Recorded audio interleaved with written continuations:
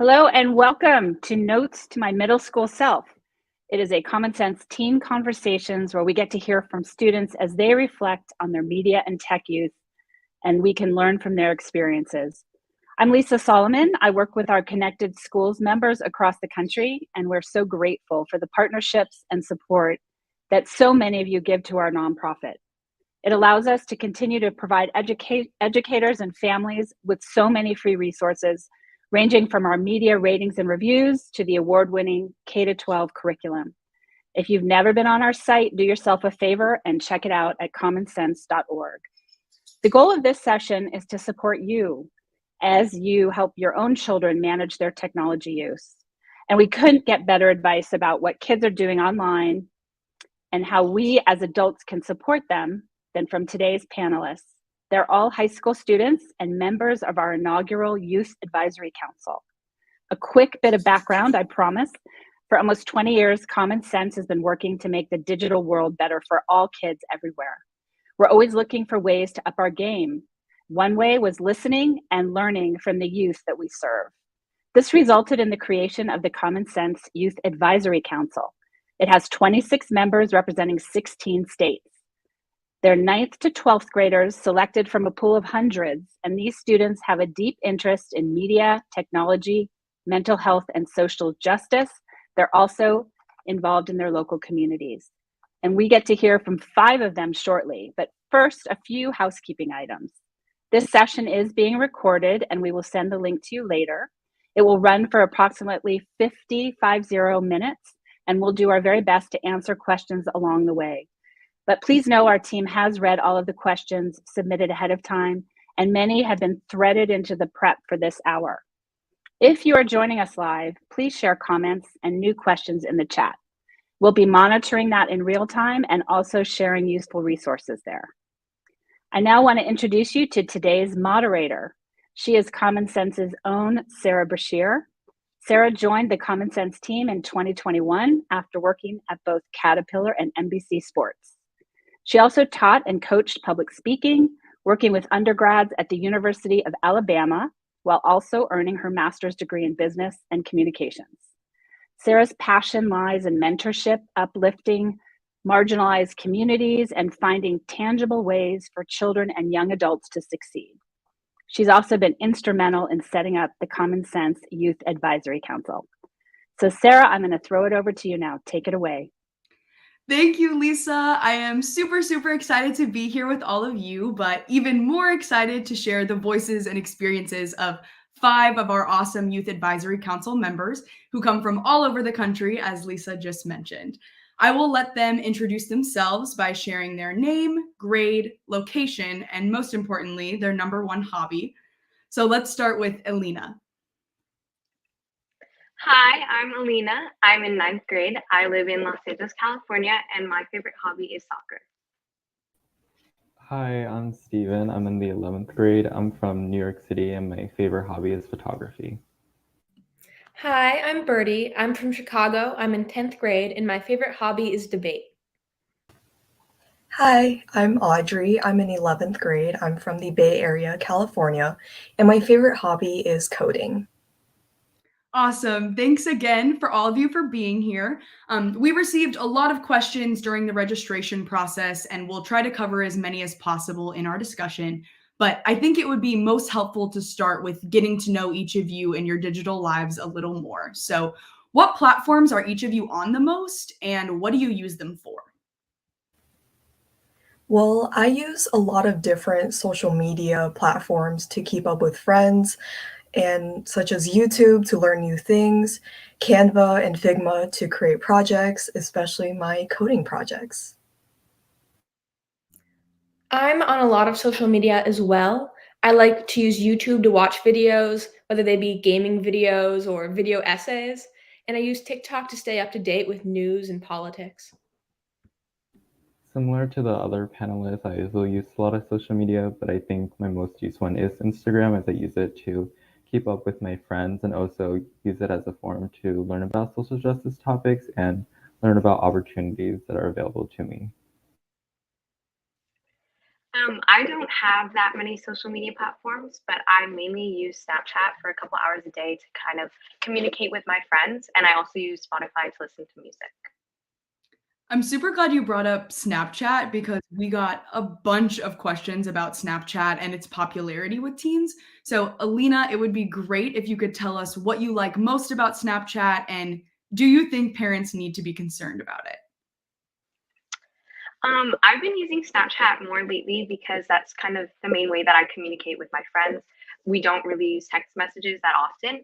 Um, I don't think parents really need to worry about it, but it is an important conversation to have with your kid about the fact that chats disappear after 24 hours and that chats can be deleted. Otherwise, it's pretty much like every other social media or communication platform. Awesome. Yeah, thank you. Also, a latecomer who came straight from school, extra dedicated, is Nikhil. Nikhil, do you mind introducing yourself quickly? Name, grade, location, and number one hobby. Yeah, sure. So, hello everyone. Sorry for being a little late. My name is Nikhil. I'm in 12th grade. I'm from Phoenix, Arizona, and I love filmmaking. Awesome. And do you mind quickly? You only missed one question. It's what platforms are you on the most, and what do you use them for? Yeah, so I ended up deleting a lot of my social media apps when I saw my horrendous screen time. So right now I'm mainly on Teams for school assignments. I'm constantly listening to music on Spotify, and TikTok and YouTube are my main go-tos for entertainment. Cool. Thank you. We'll keep moving on. So obviously most parents didn't grow up with as much media and technology that y'all have now, which creates a lot of worry. But I think it'd be helpful if we ease their tension a little bit by talking about some of the biggest benefits of the technology you use every day. For me personally, I've been able to engage with a lot of different communities online, especially with people across the country with varying identities like Common Sense. I think one of the biggest benefits of being online and social media is the learning resources that are available, such as Khan Academy, videos on YouTube, and also online classrooms. It just makes learning a lot more accessible and easy to use. I find it really awesome to find a lot of opportunities, such as scholarships or internships, I would not be able to find otherwise, as well as be a part of communities that only exist online. I think there are so many positive parts of social media and the internet. One, I think, is controlled interactions, getting to choose who you talk to in a way, and also like access to immediate information of all types of categories. Yeah, and for me, I would say increasing my visibility, kind of like being able to network and like market myself to build future connections is really important. Yeah, these are all really great. On the other hand, there are definitely some downsides to technology too. So, what are some of the biggest negatives of spending most of your lives online? I'd say one of the biggest negatives for me is how it shapes how I view myself, my own identity, from like all ranges of things, from how I view my sexuality, my gender, how I view my hobbies, even little things. And I think that that's definitely one of the biggest pitfalls of social media. Yeah, similar to what Birdie said, social comparison in teens and especially young girls is one of the biggest downsides to social media, as well as like constantly feeling anxiety or the feeling that you're not doing what you're supposed to do or what other people are doing, and craving the that validation from social media or from being online. Yeah, kind of adding on to Lena, it's also important to address how we're coming out of a pandemic where we've definitely relied on a lot of technology for schoolwork and interacting with people. So it has developed kind of unhealthy habits with technology. Yeah, and speaking on those unhealthy habits, I would say FOMO or like the fear of missing out makes you kind of addicted on what other people are doing and constantly checking your notifications to kind of make those comparisons and see if you're doing what other people are. I totally agree with what all of the other panelists have said, but I want to add that oftentimes, because of our notifications, a consequence is that we might have shorter attention spans, and it could also be detrimental to our mental health.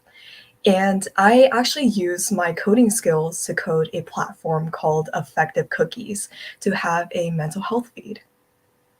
Okay, Audrey, that is so awesome, and you're gonna have to tell us a little bit more about that. Could you please tell us why you created this and how it works? Yeah, of course. Well, I really wanted to create something for teens by teens by using my coding skills for good because it combines my love for computer science and mental health. So, how it works is that the mental health feed takes in the user's feed and feeds it into a machine learning algorithm. And a machine learning algorithm is like a recipe to teach the computer how to perform a task. And the algorithm basically classifies the text as positive, neutral, mental health sensitive, or negative. Awesome. So cool. Something that my high school self would have literally never even been close to be able to do. And what Audrey is also humbly leaving out is that she was invited to Apple headquarters to demonstrate a couple of the apps that she coded to Tim Cook, the CEO of Apple. So we're really excited to have Audrey on our council, and obviously really glad to see that her work is being recognized other places too. But let's keep going on, those negative impacts of social media. Recently, there have been a ton of articles published about the harm of social media on kids. Do you think the hype is true? It might be an unpopular opinion, but I would say yes. Based on a lot of my experience and with my peers, social media can have a lot of negative effects when it's put into the wrong hands. But I think it comes down to the way that the apps are built. Social media creators, like specifically, will create these apps in order to keep people addicted, and these regulations need to be put on the businesses who are making them, and not on the people who are consuming them. I absolutely agree. The impacts are very true, and there's a multitude of studies that show that. But I think that the responsibility is being shifted onto teens unfairly. These apps are not developed by teens, they're developed by adults who are trying to prey on teens. And I think that a lot of energy is spent shaming teens for their technology usage instead of like putting it towards making actual change. On the other side of things, I think social media can be polarizing, but people tend to focus on the negatives while ignoring a lot of the positives. Like, social media let us be connected in such a disconnected world. Awesome. Yeah, these are all really great to think about. If you had to narrow it down, what do you think are some of the biggest risks with social media? I think some of the biggest risks involve privacy and the ability to overshare so quickly and so easily. I also think mental health concerns, especially among younger demographics, is incredibly important to address because social media can really quickly create unhealthy habits and addictions. Um, and some interactions that wouldn't normally happen in real life can quickly take place and quickly escalate over social media or just online. Yeah, actually, last month, our youth advisory council brainstormed hundreds of bad things about social media. But a big one is having a lack of empathy because you cannot see who's receiving it on the other side and their reaction, as well as having potential dangerous relationships. And building on those privacy risks that Alina was talking about, social media can have like some really rocky terms of service, and it's easy for malicious people to kind of breach them and post some pretty nasty things. So yeah. Definitely. The terms of service are definitely something that all of us need to do. I bet none of us actively read all of the terms and services and we need to. So it's a good reminder. Let's shift this conversation to something very close to home, parents and caregivers. So I've heard a lot that teens feel that they need to teach tech and social media to their parents or guardians way more than their parents or guardians are able to teach them. Do you think that's true? And if so, what are your experiences with this? I will say I deleted a lot of my social media because of my parents' disapproval of social media in general and certain platforms. I think that they do they learn a lot about these platforms through the news and through other parents' experiences with their kids. So I think it kind of, by learning about social media that way, it kind of builds a negative image for it in their heads. But I do remain really honest and open with them about my activity and what apps I do have. So I think that really helps the relationship with social media and my parents. I'm kind of on the other side. My parents don't really like know much about social media, so it's kind of in my control to like educate myself and keep myself safe online. Similar to Alina and Steven, my parents don't know much about social media. I have to teach them more than they have to teach me. Yeah, and I kind of grew up right in the middle of like two generations where one side knows a lot and then my parents knew nothing. So I definitely had to end up teaching them a lot of things. And that kind of worked out in my favor though, because they trust me and they know that I'm knowledgeable about what I'm doing online. I definitely think that the negative stigma around social media has like brought my parents to be less supportive of some of my positive digital interests like video games or art or connecting with my friends. I think they were really worried about me encountering content that wasn't appropriate, but I didn't for the most part. But I do think that they're right in their worry about TikTok and what it's doing to my attention span. Yeah, definitely. I think this creates a really interesting question of, do you think that teens are open to digital life advice from parents at all? Or do you think that there are other outlets or resources that would be more effective? I think I can speak on effective alternative outlets to learn about digital life, but I think that videos really do help because in sixth grade, I remember seeing a video about a digital footprint where they literally put on the screen like a picture of a footprint. And I think that really ingrained the message that everything we do stays online. And I think that sticks more than someone else saying it to me because I got to see it laid out in front of me on the screen. So I think videos are a really good option to educate. I think it kind of depends like from family to family. I know specifically in my family, we really prioritize like going and achieving higher education. So when I did read like an online article about certain Harvard students who got their admissions rescinded because of what they posted online, it definitely kind of alerted me about my presence online and knowing that I should be more aware of my actions. I definitely think that instead of trying to fight against social media, educators should work with social media. I think that in the past, at least for me, videos online have really communicated a great knowledge of how to be safe online. And I think that showing an actual understanding of what's going on kind of helps parents and educators because it fights against this idea that parents don't know a lot. And if a student thinks that their parent doesn't know anything about social media, they're less likely to take it into account everything they have to say. I think it's really a matter of perspective. Parents might not know best, but if they could have a trustworthy teacher or healthcare provider, they could probably take life advice from them. Yeah, and you can totally call it Dunning-Kruger if you would like, but I feel like a lot of teens know so much more than their parents that it feels hypocritical. But there's so many outlets, like people discuss, like videos that have that firsthand experience that it feels so much more useful to watch these other outlets. Definitely. I want to take a quick sec to remind anyone watching that you're more than welcome to drop comments or questions in the chat and we will get to them at the end. But my next question for all of you is, are there any specific technology rules in your homes? And more importantly, do any of these rules actually work? As I mentioned before, my parents and I have like a great established trust. So I think that the lack of rules actually worked amazing. Obviously, when we started out, there's baseline, but now there's not much. I like to follow the quote that sneaky children, I mean, I mean, strict parents create sneaky children. And I feel like that's very true when it comes to technology use. In my house, we have a rule to put our phones in the living room before we go to bed because if my phone is in my room, I want to like wake up and that is the first thing that I want to check. So, I think it works.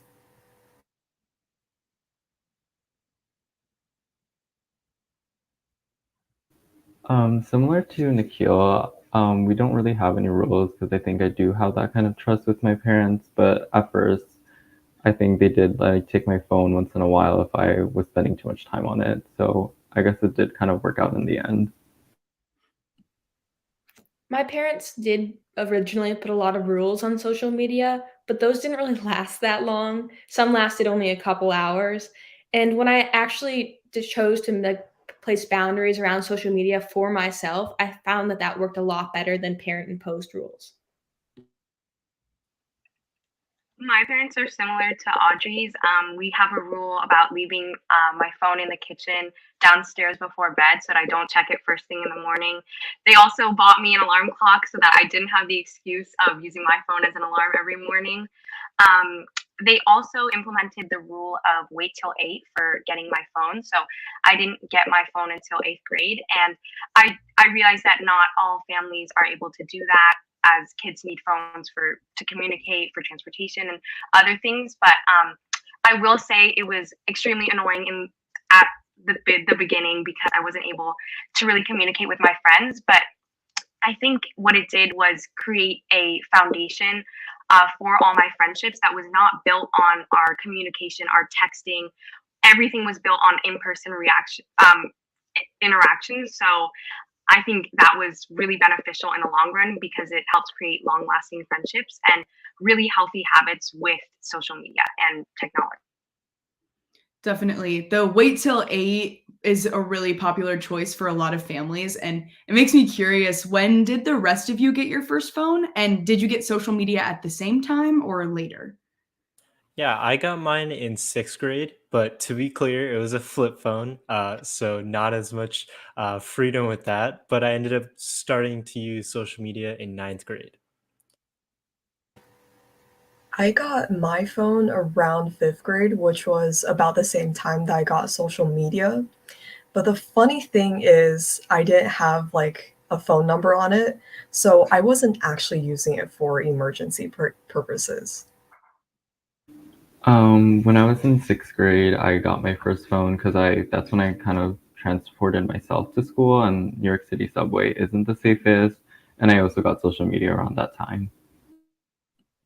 I got my first phone in 5th grade, but it was also a flip phone, and I got a cell phone a year later. And I've had social media well before then, but I didn't use it that often. It's so interesting to hear y'all talk about that because I am a decade-ish older than all of y'all, but my experience with getting my first phone was the same. I got it in 5th grade. It was a flip phone. I got it because I was riding the bus to school and my parents needed to make sure I could contact them if something bad happened. And then to date myself even more, my first social media was Facebook, which I also got in 5th grade. And I could only add like family members and very strongly vetted friends. But it's just interesting to see, how far we've come technologically in so many years, but also a lot of it's still the same. Um, how do y'all feel about parents reading their kids' texts or looking through their search history? Do you think that that's an invasion of privacy or is it just part of the process? I think that doing that, going through your kid's search history and looking through their texts more breaks the trust than builds it. And I think one of the main ideas of having your own phone and having those conversations like text messages, those conversations are really meant for you and your friends. You wouldn't be telling your friends this if you wanted to talk to your parents about it. So I think that there can be conversations, open conversations about what is happening online and about your kids' activity online. But I don't think it needs to start off with a complete invasion of privacy where the kid is completely unaware that their parents are going through their phone. So, yeah. I absolutely agree. I find that it's incredibly counterproductive. When I first got my phone, my parents said that they were going to check through my texts, and that made me super paranoid. And even though I wasn't doing anything inappropriate or texting stuff that I shouldn't be texting, I would go through and delete anything that might possibly that make them angry, even though there was nothing really there. And I think it just really destroyed trust and made me less open to talking to them about issues I had online. Yeah, I think it is definitely a privacy invasion. Although parents may argue they paid for the phone, so they get to see it. But if you really like change it around, like, would you want your kid to look through your phone?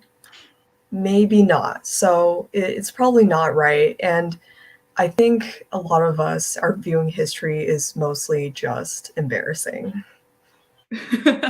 Fair, fair. And I think you're right. Most parents probably would not want their kids looking through their phone. So Audrey's hitting us with the hard questions today. Even if parents know about the general features of each social media platform, what do you think are some of the like hidden features that they should know about? Some examples that come to mind are Snap Maps and also Finstas. So on Instagram, there's something called Finstas, or basically like secondary accounts, and it's usually for users to share more personal matters with like a smaller audience. And most of what I've seen is between my friends, and it's not usually harmful. I think that many websites, including ones that you may consider to be safe, collect your information without your completely informed consent. I would definitely recommend investing in a VPN if that worries you. I personally get really disturbed when I see targeted ads on platforms like Instagram. Birdie, can you quickly share with the people what a VPN is for those who might not know? It's basically privacy, and it protects your information. It doesn't makes it so people can't figure out where you are, or you think personal information you wouldn't want shared with really anyone except for people you know in real life. Cool. Thank you. Yeah, and just continuing on, Snapchat is notable for disappearing text, so you cannot save what has been said. And I would say location sharing. Some apps are like very discreet about turning on location sharing, and they make it sound necessary when sometimes it's not. So turn it off for apps that like Instagram, and turn it on for apps like Google Maps. Yes, definitely. I think one of the biggest takeaways from this conversation and in my time working at Common Sense is how important it is for parents to understand the platforms their kids are on. Not just what happens on them, like Instagram is for photos, TikTok is for video, but actually going through the different various privacy controls and what should or shouldn't be activated, and then actually taking the time to sit down with your kid and go through them together just to make sure everything is exactly how you want it to be and nothing sneaks up on you. So this is some advice, but what advice would you all give to parents to handle these issues, or even your own parents if you could go back in time? Yeah, so it's definitely really important to place some restrictions. One is like location sharing, like Nikhil said earlier, but also another thing is kind of making sure that your accounts are private at first, because you don't want to be sharing everything publicly with everyone in the world. But as time goes on, the kids should be more responsible of their actions online, because it is ultimately their own digital footprint. I would say research and experience. Sometimes stories on the news or just articles are mainly for fear mongering. And I think parents need to get firsthand experience of these apps in order to better prepare themselves to like talk to their kids.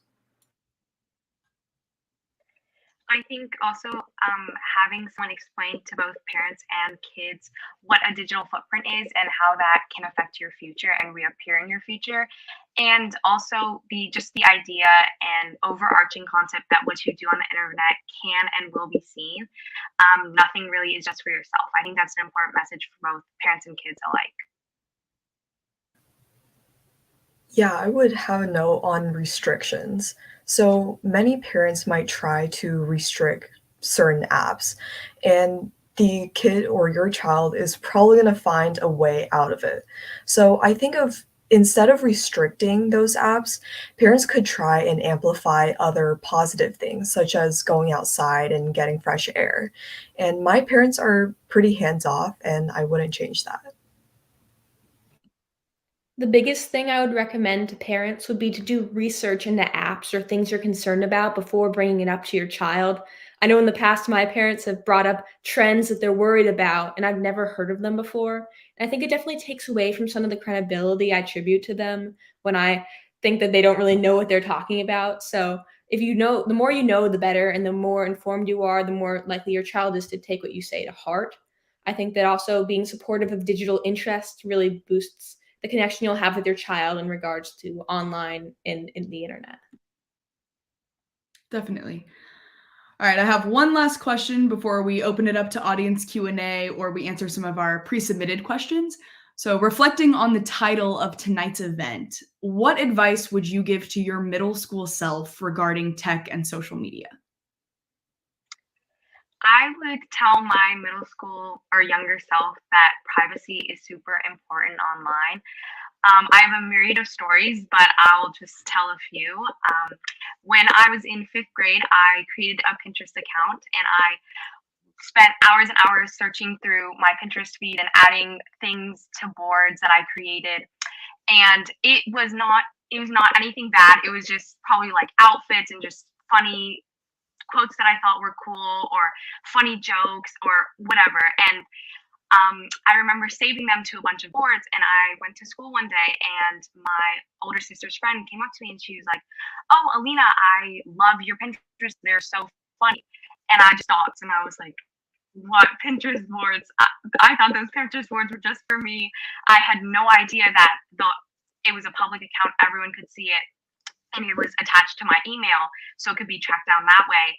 And I was just so embarrassed. My fifth grade self was mortified. I wanted to melt into a puddle. And I just wish I could go back in time and tell myself, Alina, you have to go into the settings and make it private because the default is for it to be public. There was a similar experience with YouTube playlists. There was another time where I created a TikTok account with my dad, and it was a public account. And I lost the password a couple months after, and I searched it up, and it was still there with like 100 views. And it's not about the content that's out there because I made it.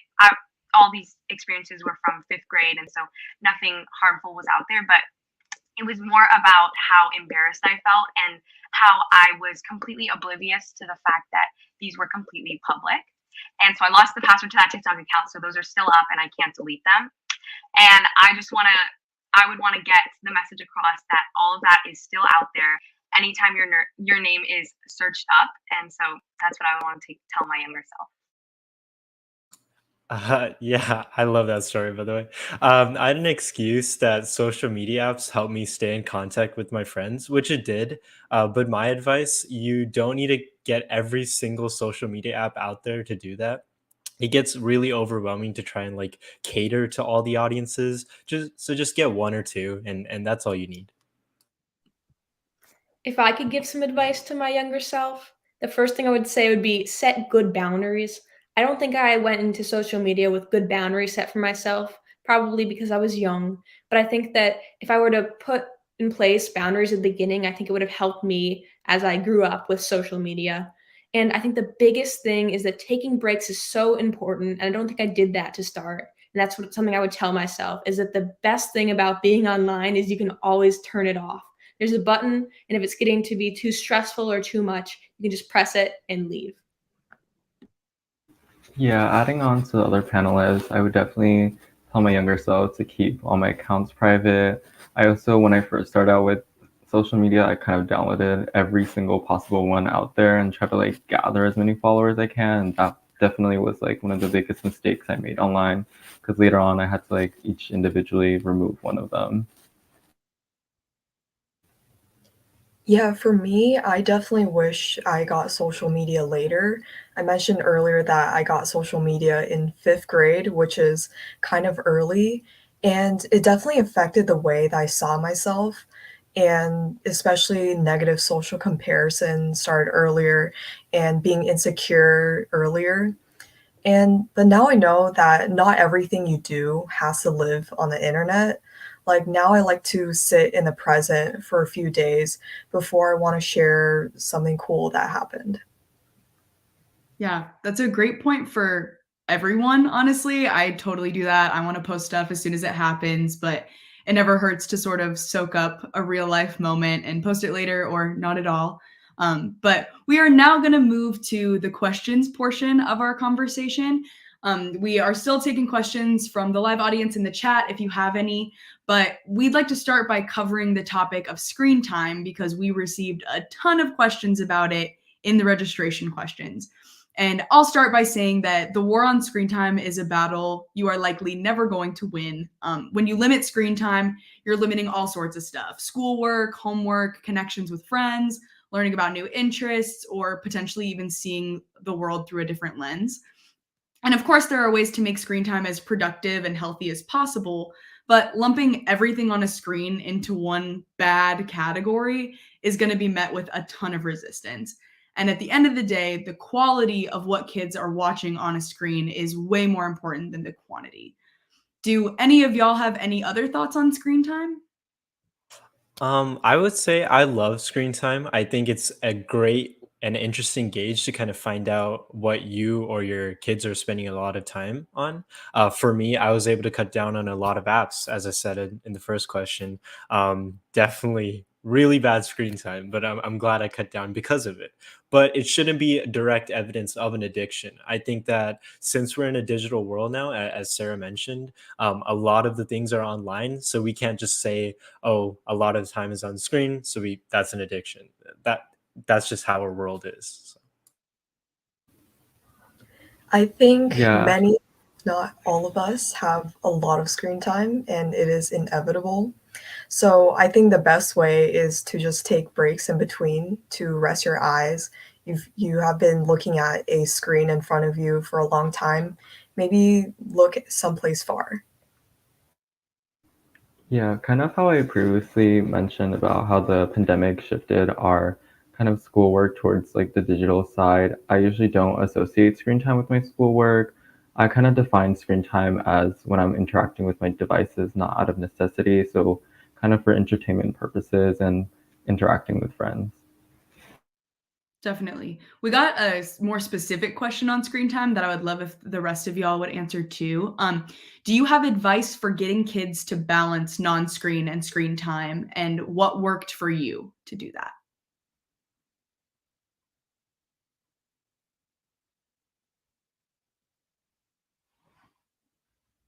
No thoughts?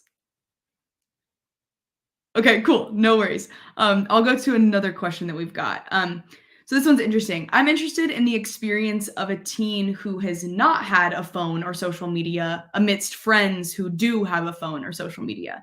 Do any of you have experience with that? I think I can speak on this because, like I said before, I did not get a phone until last year, which was the beginning of eighth grade. So through sixth and seventh grade, I watched my friends start to get phones and start to kind of create bonds online, whether that be through shared TikTok accounts or through group chats that I was not a part of. And I think watching that happen kind of made me feel left out and excluded to a certain extent, even though I knew it wasn't, my friends weren't trying to leave me out.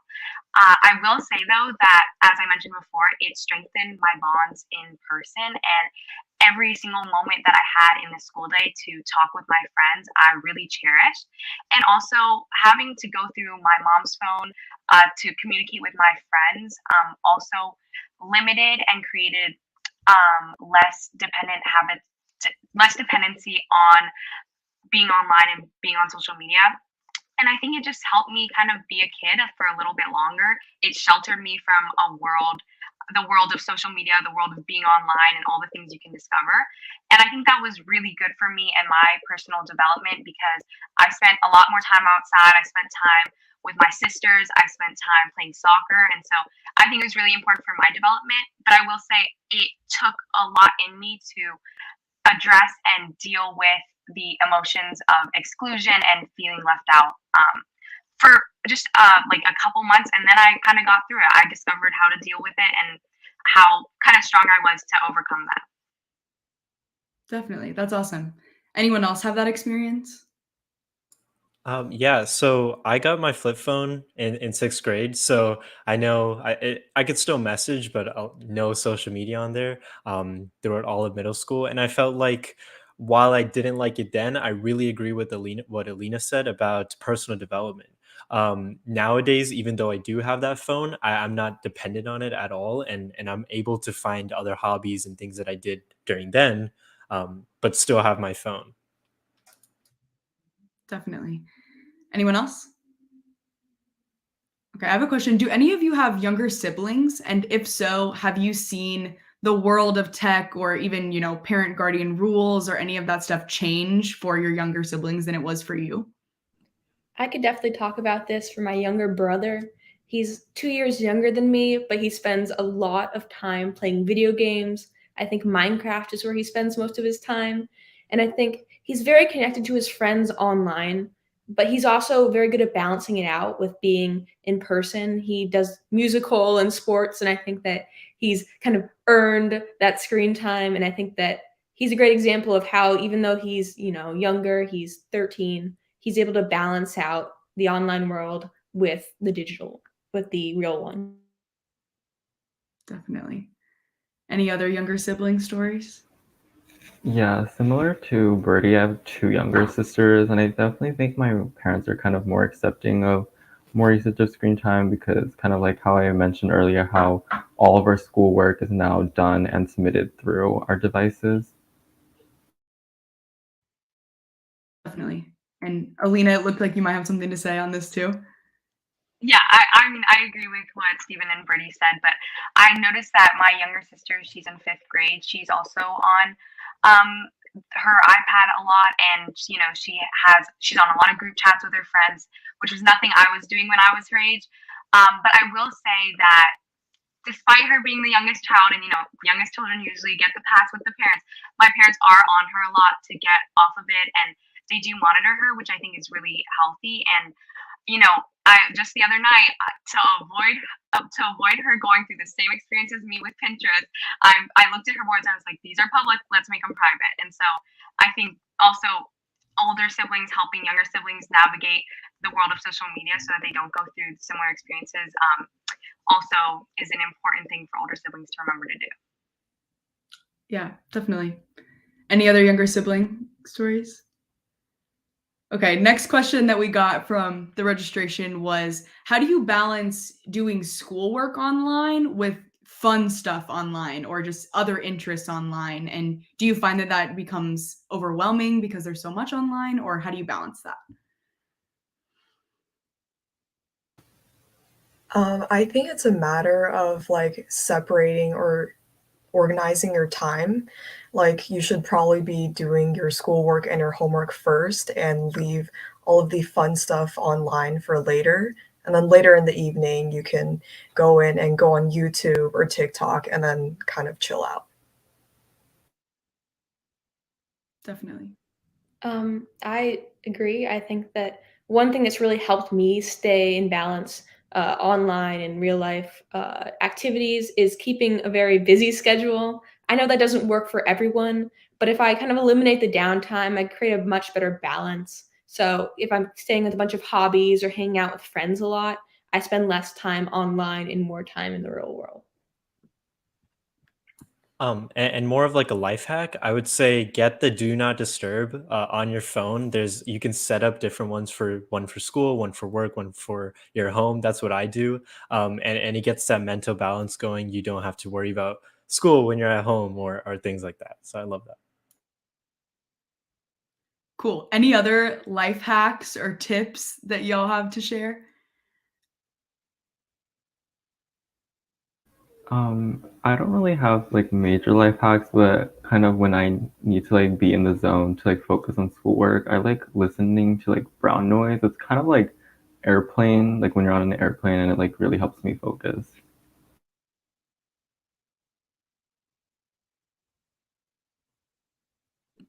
I have just one app that is amazing called Screen Zen, and you can use it to set digital like kind of you can choose how long you can be on an app. And when you open an app that you've blocked, for example, I have TikTok and I can open it 5 times a day for half an hour, which seems like a lot, but even just seeing the message that says, do you want to open this? And I can choose whether or not I open it makes me spend less time on TikTok and more time talking to people in real life.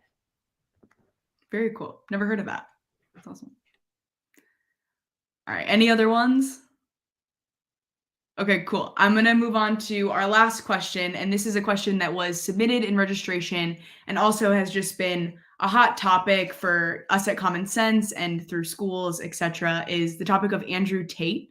Andrew Tate, for those who don't know, is an influencer who rose to prominence in the past year or so and is mainly popular for his frankly misogynistic views that often borderline on dangerous. And the reason we've been talking about it at Common Sense is because a lot of teen boys especially have been bringing those views into the classroom, whether as a joke or in seriousness, and the following has gotten a little frightening.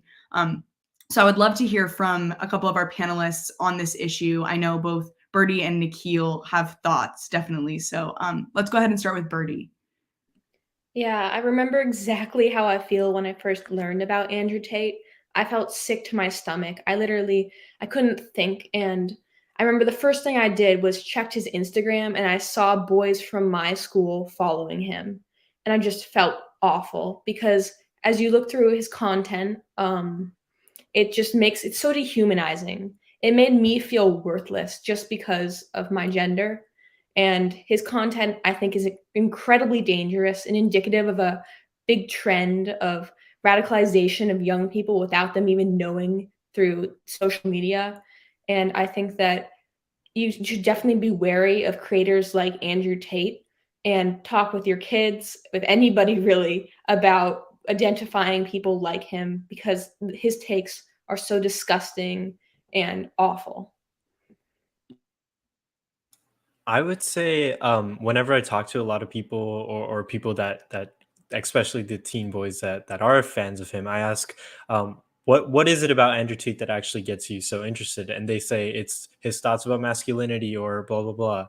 And I think it brings up an interesting conversation about finding good role models and teaching kids, especially from parents, in order to find role models by themselves that aren't dangerous like Andrew Tate, or give them a positive role model on masculinity or whatever they need that's not dangerous to other people in the classroom or in the real world.